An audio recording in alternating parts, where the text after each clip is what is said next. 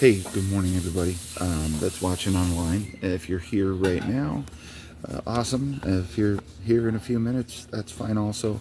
We're not starting till 45, but I just wanted to do our standard. We're still kind of highlighting this because Mike and Sherry are our wonderful hosts for our worship services. They're still out of town, so we are or out of the store at any rate. They have been in regular contact with us. They're doing well.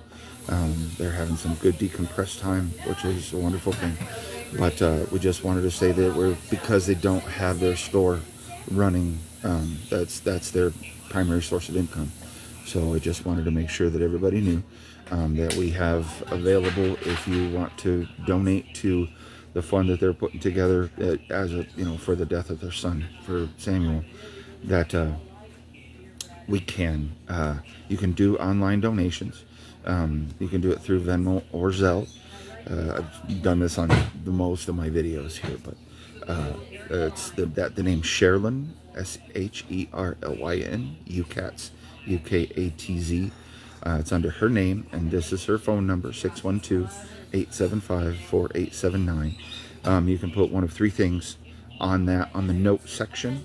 If you're sending an electronic donation, you can send it to Outreach, which is the outreach that the store typically does during the week for the community, the Seniors Day and the game nights and things like that.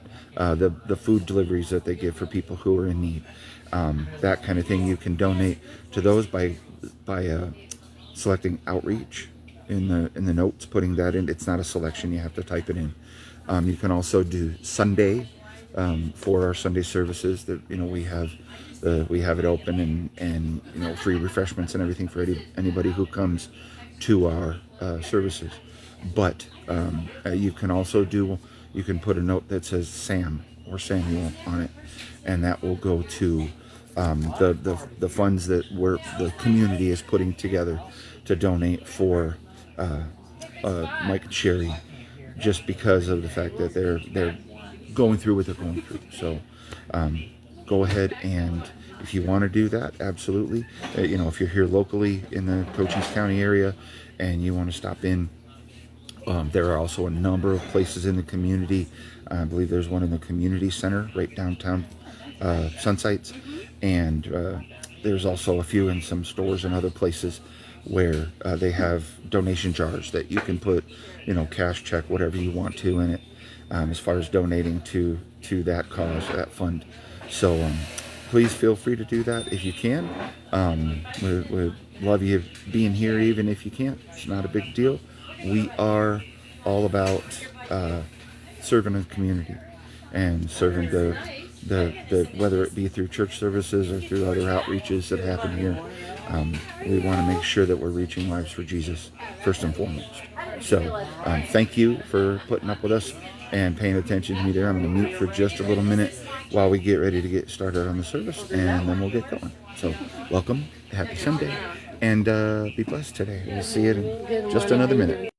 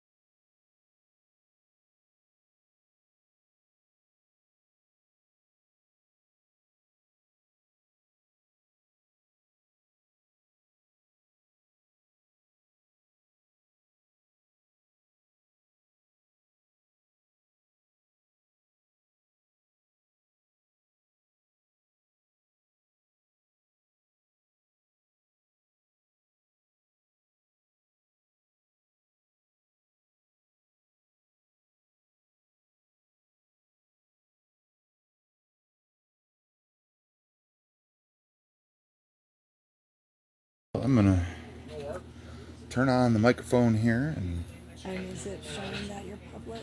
yes, I made sure to do that before it even.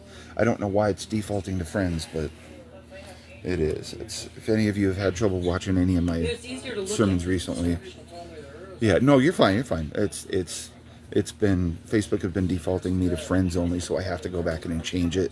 And there have been a couple of them that I've had to interrupt and cancel and then restart it. So if you're having trouble seeing them, that's why I've had to restart it. So you might have started watching one, but then it cut off. And at any rate, that's where we're at. All right. So today we're gonna. I have hesitated to do this over the last few weeks just because I am who I am, and I've been wanting to do a brief series in Job for a long time. And when you're in a situation where you're dealing with loss and grief, Job can be a really tough book to process. That's number one why I'm doing it so short. I'm really going to do an abbreviated. We're going to do it in over 3 weeks, and I'm going to do today's message. I'm going to do a big generalized message for the whole middle of the book, basically, and then I'm going to do a closing message for God's response and everything that goes down at the end of it. But I struggled a little bit to find a positive spin on Job, but by the grace of God, the influence of the Holy Spirit, He showed me some really, really neat stuff about how Job fits together and why. So we're gonna be in Job 1 and 2 today, and I'm titling the message "Glorifying God: The Challenge." The whole series is going to be glorifying God, but the first 2 chapters is going to be the challenge, and we're going to talk about how we are challenged by Satan to glorify God in whatever circumstances we're in. Before we do that, though, let's go ahead and pray. Heavenly Father, thanks so much for this day, this time, this place, everything that you have afforded us to be able to be here and worship and spend time learning about you and our connection and our covenant with you. There's a lot to pray for. We have, sick people and sick traveling people. I pray for Jerry, our brother who has been ill. I pray for Mike and Sherry who are traveling wherever it is they may be right at this moment, that you would simply guard them on whatever road they're on, protect them, protect the other drivers.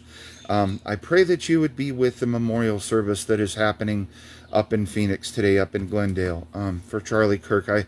I simply pray for safety for everyone involved in that, everyone there, everyone that's presenting, whatever law enforcement is there, whatever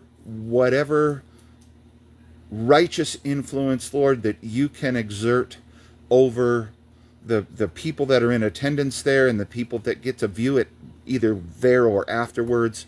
I pray that you would just have an army of angels around that stadium, around that whole property, so that those people, everyone there is protected, kept safe, and is able to honor just a wonderful young servant of you, Lord. And I pray that you would create traffic safety as they come and go. I know that there's probably still people waiting on the road to try to get into that stadium. But the fact is, Lord, you see it all, and you know it all, and you're watching over us. I ask that you empty me of myself today so that your Holy Spirit can flow to every ear that hears. I ask you simply to be the inspiring force behind this message today as we look at some pretty encouraging things about Job from your word. Watch over us, keep us safe, keep us in your care, surround us with your love, and in all of it we will give you the glory and the praise in Jesus' name. Amen. Okay, so Job, as I said, it's a tough book to study at the best of times because it is kind of discouraging. If you just take it at face value, Job can be very discouraging.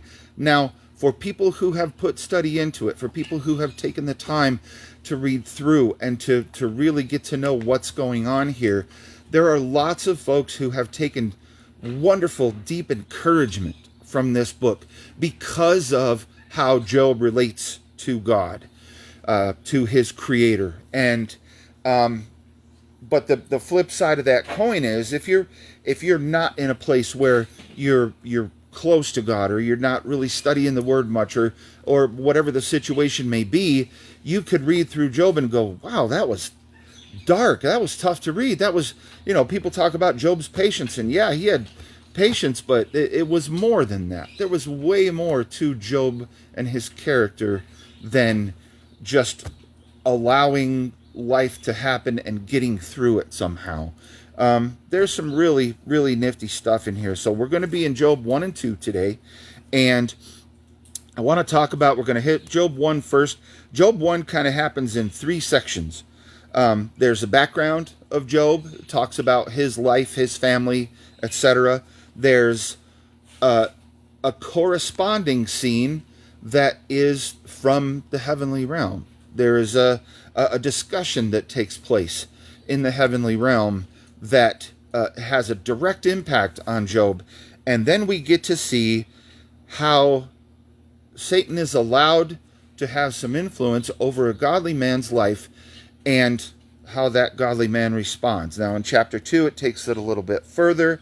There's another little back and forth in the heavenlies, and there's another dealing that Job has to put up with in all of his trials and tribulations. But I'm just going to start right off in Job chapter 1. I'm going to read down through verse 5 and then talk about that a little bit, and then we'll jump to the next section from there. So starting in Job 1:1, there was a man in the land of Uz whose name was Job, and that man was blameless, upright, fearing God, and turning away from evil. 7 sons and 3 daughters were born to him. His possessions also were 7,000 sheep, 3,000 camels, 500 yoke of oxen, so 1,000 oxen, 500 female donkeys, and very many servants. And that man was the greatest of all the men of the East. His sons used to go and hold a feast in the house of each one on his day, and they would send and invite their 3 sisters to eat and drink with them. When the days of feasting had completed their cycle, Job would send and consecrate them, rising up early in the morning and offering burnt sacrifices, or burnt offerings according to the number of them all. For Job said, perhaps my sons have sinned and cursed God in their hearts. Thus Job did continually. So I'm going to pause right there. Job was, by every standard that you could have in the ancient world, he was a wealthy man. He had tons of livestock. He obviously had land to be able to feed the livestock. He had resources. He had a large family, 7 sons and 3 daughters. It says that he was the greatest of all the men of the East.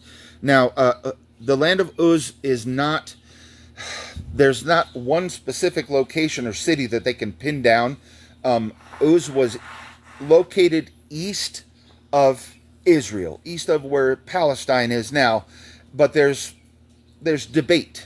Educated men and women and other people have debated whether it was in the southern region down near the Arabian desert, or whether it was in the northern region up getting closer to Assyria. Either way, it was a territory that was not in the land of Israel, or what would become Israel. Now, we know that Job is a book. It's considered a poetic book in the Bible, which allows some leeway for people to stop and think, oh, it's a story, it's an allegory, it's a thing that an author made up. No, this is an actual dude. This is an actual person who existed sometime after the life of Abraham, but before the Egyptian exile slavery, when Israel was all in Egypt at that time. It doesn't specify, but there are clues when I'll discuss some of the clues that they give for the places where his friends were from. That gives some clues about where they were from and when. So Job has it all, and he is a righteous person. He is a man of God. While he may not be perfect, it doesn't say he was sinless, but it says he was blameless, which means any sin that could have been attributed to him or his family was exonerated. There was no blame that could be placed on him, and that essentially says that he was a God-fearing, God-serving man. And it proves it, saying that he would offer offerings. Now, don't mistake this, that where it says his sons would hold a feast, he had 7 sons, and it says his sons would hold a feast, each one on his day. A lot of people make the assumption that that was every week. They have 7 sons, 7 days of the week. There was always a party going on somewhere. Not true. The way that's interpreted into English, essentially what it means is more than likely they were celebrating their birthday. So each one on their birthday would have a party for all their siblings. They would, all 7 sons, and they would make sure that the daughters were there as well. All the kids were in one place. So, but not continually partying, but they would have their celebrations. They were appropriate celebrations. It doesn't mention anything about drunkenness. It doesn't, any sort of poor behavior. It just says they get together and celebrate it, which is absolutely appropriate in God's economy. God joys with us when we experience joy. He mourns with us when we experience sorrow. God is all about seeing what his creation celebrates, how they honor him in their lives with their actions, whether they're in joy, whether they're in pain, whatever it might be. God wants to be glorified. And in celebration, when we are celebrating appropriately under his influence and under his wings, if you will, when we're under God's protection, those celebrations are joyous occasions. And God wants us to be able to enjoy those. Job might have been a little bit of a worrier, a little bit of an overthinker, but most good dads are. You have a bunch of kids. I had 4. I now have 5. You have a bunch of kids, even when they're grown, you're always worrying about them. You're always praying for them. You're always saying, okay, God, I really, for whatever screw-ups my kids might have done, I ask you to view them with grace and mercy. I ask you to draw them to you. Whatever the situation may be, Job wanted to be sure that his family was holy before God. So he made sure of that. Whenever there was a celebration, he would make sure to offer sacrifices for them the next day, wake them all up early. Hey, come on down.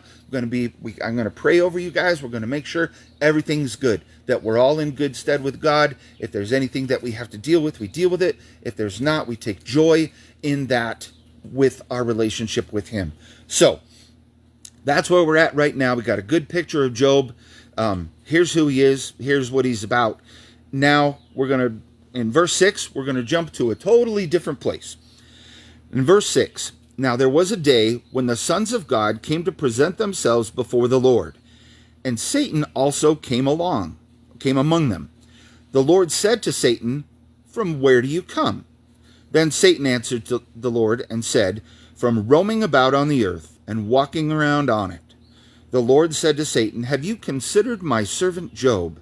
For there is no one like him on the earth, a blameless and upright man, fearing God and turning away from evil." Then Satan answered the Lord, "Does Job fear God for nothing? Have you not made a hedge about him and his house and all that he has on every side? You have blessed the work of his hands, and his possessions have increased in the land. But put forth your hand now and touch all that he has. He will surely curse you to your face." Boy, he's got a set. He will surely curse you to your face. Then the Lord said to Satan, behold, all that he has is in your power. Only do not put forth your hand on him. So Satan departed from the presence of the Lord.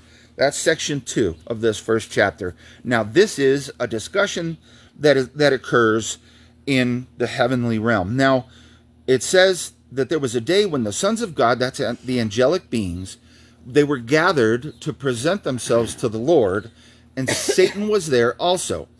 Satan has not, since his fall, has not had unfettered access to God's realm, to God's kingdom. He has to be allowed to be there. Satan thinks he's God's equal, God's opposite, whatever it might be. He's sadly mistaken. Satan is an angelic being. He is a created being. He was the highest of the angels, the most beautiful. But it doesn't say he was the most anything else. He wasn't the most powerful. He wasn't the most influential. He was the most beautiful. He was the angel of light. But in this instance, if there's a gathering of angelic beings, God's going to be saying, all of you, good, bad, indifferent, the angels that are in the heavenlies already, you're gathering here. The fallen angels that are down on the earth, you get to be here too. I want an accounting. He wants an accounting of what's going on. So, see, Satan's there. Satan presents himself before God.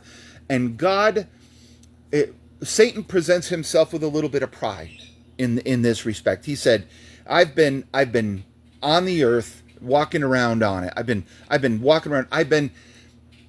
Basically, he's kind of bragging. He's been saying, I've been surveying my domain. You know, he was basically cast down to earth, but earth has been his sphere of influence. No pun intended. Earth has been his sphere of influence, and he is kind of boasting in that. He's got the whole earth under his thumb, and he can walk around wherever he wants and do what he wants and see what he wants. And so he's kind of boasting, and God says, oh, so you're pretty high on yourself, you're pretty proud of yourself. Well, have you considered there's this one individual living in your realm, supposedly, but he's mine. He's sold out mine, 100%. So God kind of turns it around on him. He turns his boast into you're not quite there yet. This is my guy, and he's living right in the middle of your domain, and I'm blessing his socks off. And he serves me. He doesn't serve you. He's not part of the whole idea that the earth is there for him to just take what he wants and get wealthy off of it or whatever. He serves me. And Satan says, well, yeah, of course he does. He's protected. You've prevented any bad thing from happening to him. You have a hedge of protection around him. You've seen to it that he's blessed in every conceivable way. Let me at him. I'll hit him so hard he will curse you to your face. And God snaps that challenge right up. He says, oh, okay, well, guess what? I'm going to let you have your day with him. I'm going to let you do some damage to his stuff, to everything that he's been blessed with. You can't touch him, but you can do whatever you want with his accumulated possessions, wealth, blessings. God calls Satan, and Satan is like, okay, great, that's I'm going to go do it. I'm going to make it happen. I'm going to make him curse you. So off he goes. Section 3 is the test. This is the initial testing.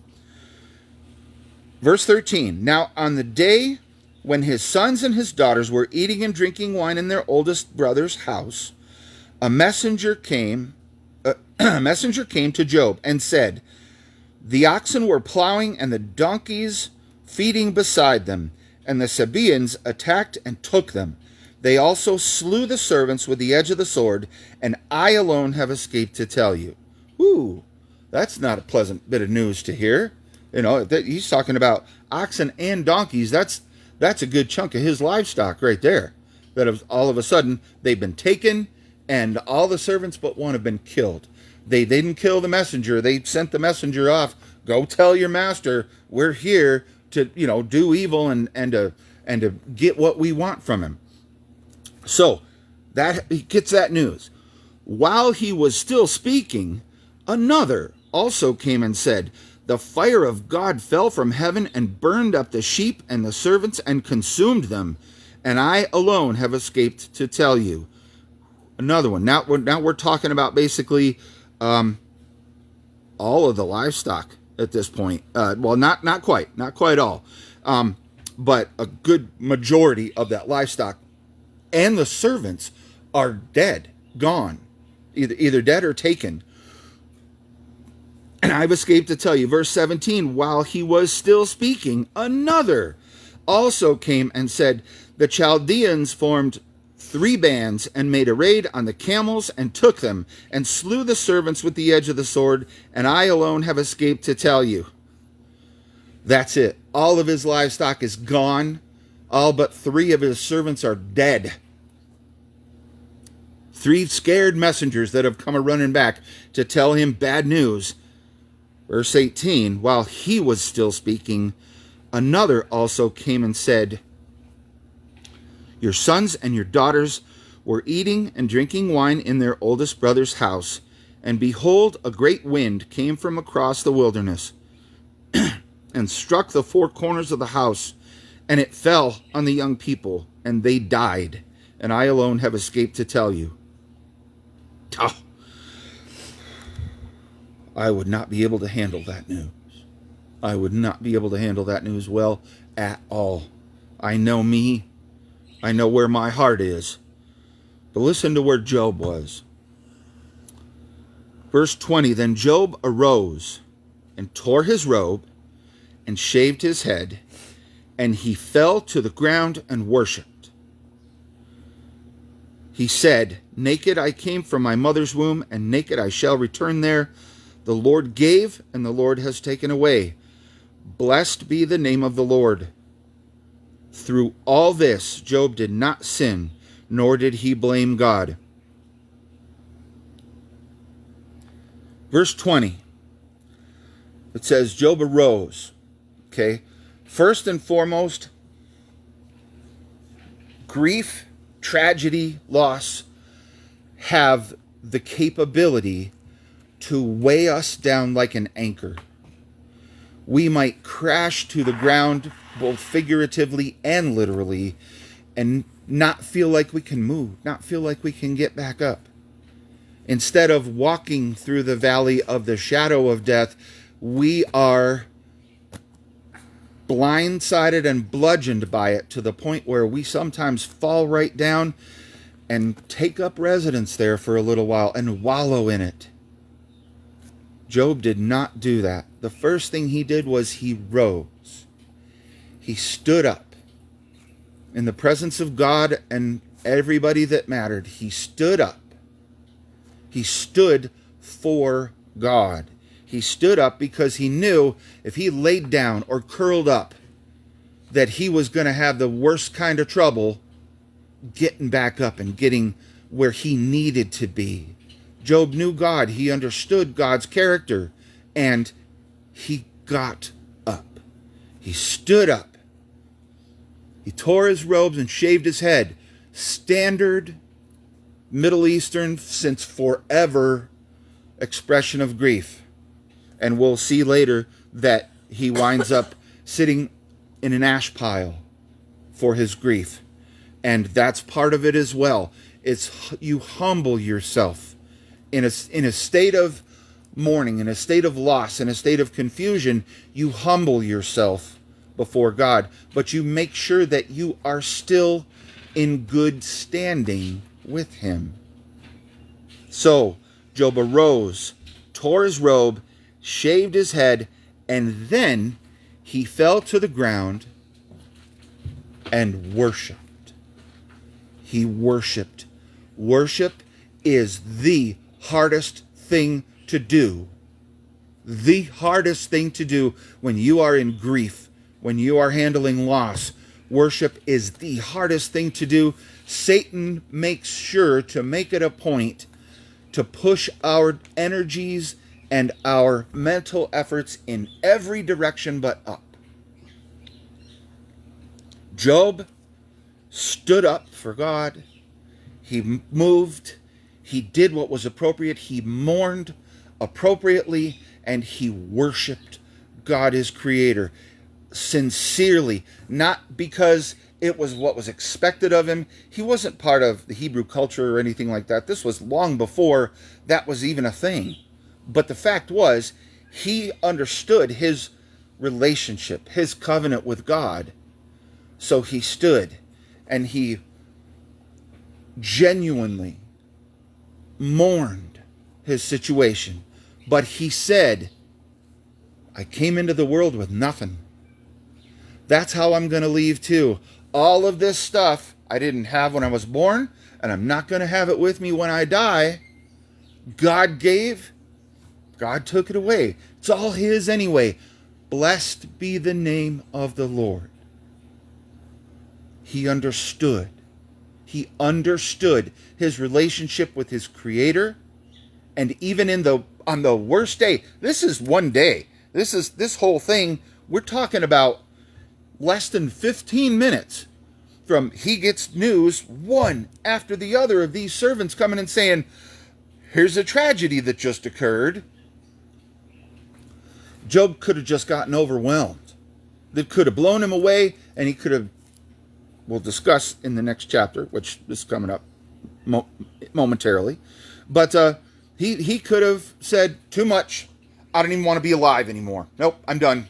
I know this is ridiculous. I don't understand why this has happened, but I'm over it. I don't even want to be here anymore. I don't want to be alive. Could have done that. Could easily have done that. I know there have been times in my own life that I've hit a situation and said, it's sometimes like this, I wish I'd never been born. And you take that right back, because all of us have seen It's a Wonderful Life, and we understand that there's more to us than little old me. There's other lives that are impacted. There's other situations that we are either responsible for or being guided toward by God for a purpose. So our response has to be appropriate to that. And Job's was. In all of this, through all this, Job did not sin, nor did he blame God. That's important. That's important. You can be in grief and loss and mourning and suffering and pain, and you can yell at God. You can rail at God. God can take it. God isn't subject to our emotional whim, but he understands it. He knows how he built us. But we can't hurt his feelings. You can rail at God as long as you are acknowledging that God is still God. When you acknowledge that God is who he says he is, I am that I am, no matter what your circumstance, you are glorifying him to do it. Job rose to the challenge. This challenge that he has never experienced before in his life, he rose to the challenge and he glorified God. Now, let's hit chapter 2. Chapter 2 takes this a little bit deeper. We're back into the heavenlies. Chapter 2, verse 1. Again, there was a day when the sons of God came to present themselves before God, and Satan also came among them to present himself before the Lord. The Lord said to Satan, where have you come from? Then Satan answered the Lord and said, from roaming about on the earth and walking around on it. The Lord said to Satan, have you considered my servant Job? Second time, hey, you're still so proud of your domain that you run, but look at what you tried to do. Consider him still. He's still worth considering. He's worth paying attention to. This guy, Job, my creation, lives in the middle of your domain, but pay attention to him. Here's what's happening. What have you thought about it? Have you looked at him? Have you really considered my servant Job? For there is no one like him on the earth, a blameless and upright man, fearing God and turning away from evil, and he still holds fast his integrity, although you incited me against him to ruin him without cause. Satan answered the Lord and said, skin for skin. Yes, all that a man has, he will give for his own life. However, put forth your hand now and touch his bone and his flesh, he will curse you to your face. Satan was wrong the first time he said that, but Satan's proud. Satan has his big ideas about the ways he wants to do things and the way he wants things to be. And so he's just going to keep, I'm still bad. I'm still evil. Guess what? You said this. Okay. But yet skin for skin. That meaning that was a term that has been used in the Middle East for a long time. And essentially what it means is I'll trade anybody else's skin to save my own. If it's in my power to do it, I'll do it. Satan is saying he's going to do that. He's going to declare skin for skin because he's still alive. Sure, you let me wipe out all of his blessings, but if you want to really see him cuss you out, God, let's hurt him in the body. Let's hurt him in the self and see what happens. Let's hurt him in the self. So the Lord said to Satan, this is verse 6, behold, he is in your power. Only spare his life. Then Satan went out from the presence of the Lord and smote Job with sore boils from the sole of his foot to the crown of his head. I'm going to stop right there. So far, we have some losses that Job has experienced. He lost all his livestock. He lost the vast majority of his servants. He lost all his children. All of it happened in one day. And we can look at the circumstances and learn from that on this earth, Satan does have a certain level of dominion over the environment here. I think insects, the way that we have them here on the earth, and especially here in Arizona, are proof of that. But he also has the ability to impact weather. There are weather phenomenon that came up out of nowhere. They're saying fire from the sky, and I don't know. The experts still disagree on what that meant to this day. But it talks about a great wind that toppled the house that all the children were in. It talks about the influence that he had on the surrounding peoples to cause them to come in and raid and kill and plunder. Satan has some dominion here on this earth, and it behooves us to recognize that. But he can't do anything to us that God doesn't allow. Okay? I'm going to come back to that. It's very important. His response was verses 20 through 22 in chapter 1. I came here with nothing. I'll leave here with nothing. God gave it. God took it back. I'm going to bless his name anyway and not sin. So we have his response. That's his response. The next part of the challenge is his self, his physical self. God allows Satan to cause Job some pretty horrible distress physically. Okay? He's already half-naked shaved head sitting in ashes, mourning, and now he's covered in boils. He's covered in, he's, and we'll see the next verse. Verse 8, and he took a potsherd. It's a weird word, but it's basically a pottery shard is what that means. It's a pottery shard. And he took a shard of pottery. Broken piece of pottery is usually going to have a sharp edge on it somewhere. And he took that and he used it to scrape the boils to try to do two things. To try to bust the boils and get that stuff out from under his skin, but also to satisfy the itch. Because when you're in a constant state of infection, your body is in a constant state of trying to fight that infection off and heal it. And one of the most significant things, if you're somebody who is sensitive in the skin, is the itch that happens when your body is trying to heal something that's wrong with it. When you cut yourself and you get a scab but then your scab starts to itch, and without thinking about it, oh, I got an itch, and then you go, oh, there was a scab there, and now it's open again. You're constantly reopening a wound because you're trying desperately to satisfy that internal healing action that the outward sign of is the itch. So Job he's covered in boils and scratching himself with a chunk of a broken pot. Verse 9, the third part of the challenge. His wife. Then his wife said to him, do you still hold fast your integrity? Curse God and die. But he said to her, you speak as one of the foolish women speaks. Shall we indeed accept good from God and not accept adversity? In all this, Job did not sin with his lips. Now, she gets a bad rap. Job's wife, who we never learn her name, she gets a bad rap in this, and she doesn't deserve it. You know why? Because she just went through all these losses with him. All these losses she experienced with him.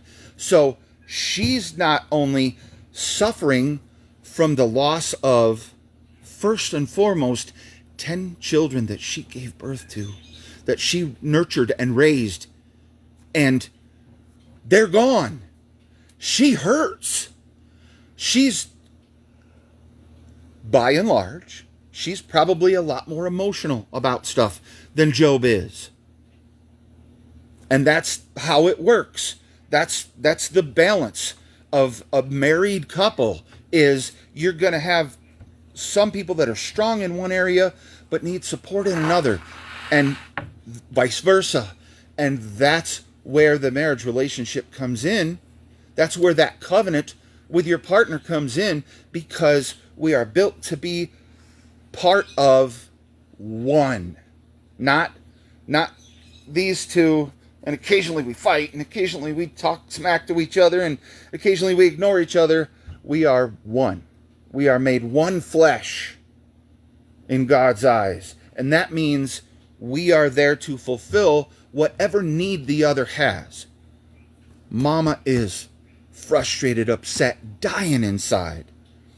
She's also dying inside because she has seen firsthand all that her husband has worked so hard for gone in a day. One day. Perhaps there's some regret for the loss of resources. We used to have it all and now we have none of it. More than likely, I believe that Job's wife was a God-fearing woman that was a meet helper for him, that was a good partner for him. But she's reacting as well. And she's not saying, when she says, do you still hold fast your integrity? The way that interprets out is really her saying, I don't get how you can be so calm. How can you still hang on to your attitude about this? Wouldn't it be easier if you were just to die and not have to suffer for any more of this? She doesn't want him dead. She doesn't want him gone. She wants him not suffering. She loves her husband. She loved her kids. That'll never go away. But she's hurting. And she hits him with the simplest possible solution. Don't hold on to this anymore. It's not worth it to hold on to anymore. Our lives are a misery now. It would be better if you would feel better if you were dead, so you weren't having to go through any more of this. Job does not insult her in this. He is pious, yes. He is God-centered in his thinking, yes. But he doesn't say, quit being a fool. A lot of preachers miss this. A lot of Christians miss this when they read it. He says, you speak as one of the foolish women speaks. He's not saying you're a fool. He's saying, hold on, you're adopting an attitude and a mode of communication that is like these people who don't know any better, and you know better. He's being as gentle as possible with a reproof. It is a reproof. It is a correction, but it is the gentlest possible correction he can offer. It is done in love. She's his wife. the mother of his 10 kids, and he's trying to just communicate to her, don't make yourself sound like one of these other foolish people that don't know. You do know. You understand. We're in this together. So let's do it together. So they do that. He did, and in all of this, Job did not sin with his lips. Okay, here's the last part of this little section, and this gets a little goofy.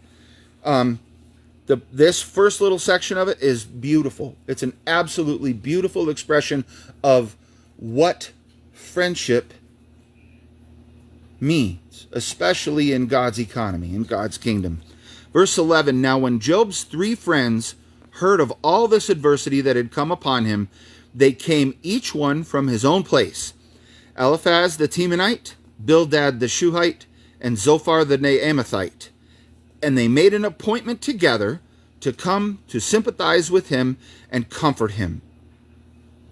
When they lifted up their eyes at a distance and did not recognize him, they raised their voices and wept.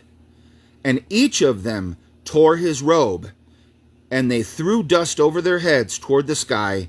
Then they sat down on the ground with him for 7 days and 7 nights, with no one speaking a word to him, for they saw that his pain was very great. Little bit of geographical background,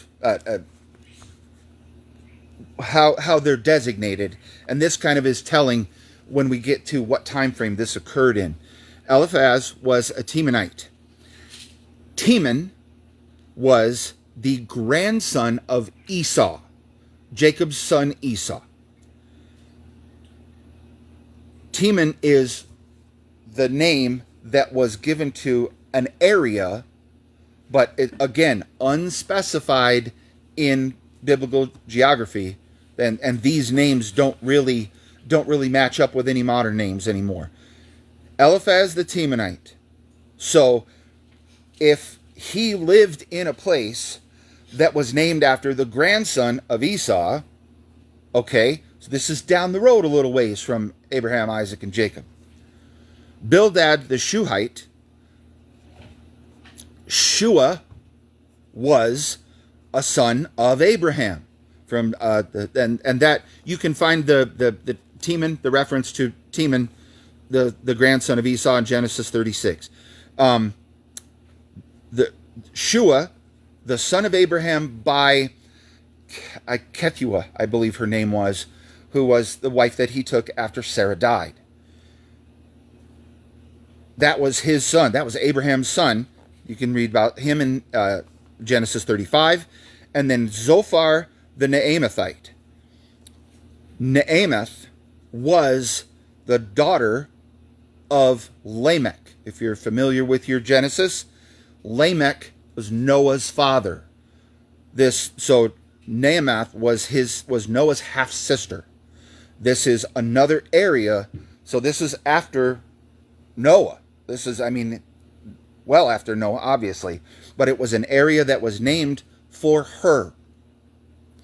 So all of these guys are from similar areas. That they're probably not far distant. They're all friends. They know each other. They're probably influential men where they reside too. So they're in their respective places. Their buddy Job lives in Uz, and they hear about all this that has happened. So not really any time frame that says how long it took for them to hear the news, but they heard the news. They contacted each other. They purposed to come together and to go see their buddy, to go support him. And when they got there, he was so wrecked up physically that they didn't recognize him. They knew it was him, but they didn't physically recognize him. He looked so much different. He was probably haggard, emaciated from not eating. He was covered in sores, scabs, boils, head shaved, covered in ashes, clothes torn. When they saw him, they immediately began grieving. They wailed about his situation, but then They came to him and they sat with him. Standard, this is a forever, from my research, the 7 days and 7 nights, it's in the Bible that the Hebrews did that. That was how they would mourn a particular situation. But that's been categorically how mourning was done in the Middle East since time has been recorded. 7 days and 7 nights was a mourning period. And so what they did was they basically came and sat Shiva with him. They sat with him in silence for 7 days and 7 nights. They didn't offer any input into his situation. They allowed him to grieve, and they supported him with their presence. Because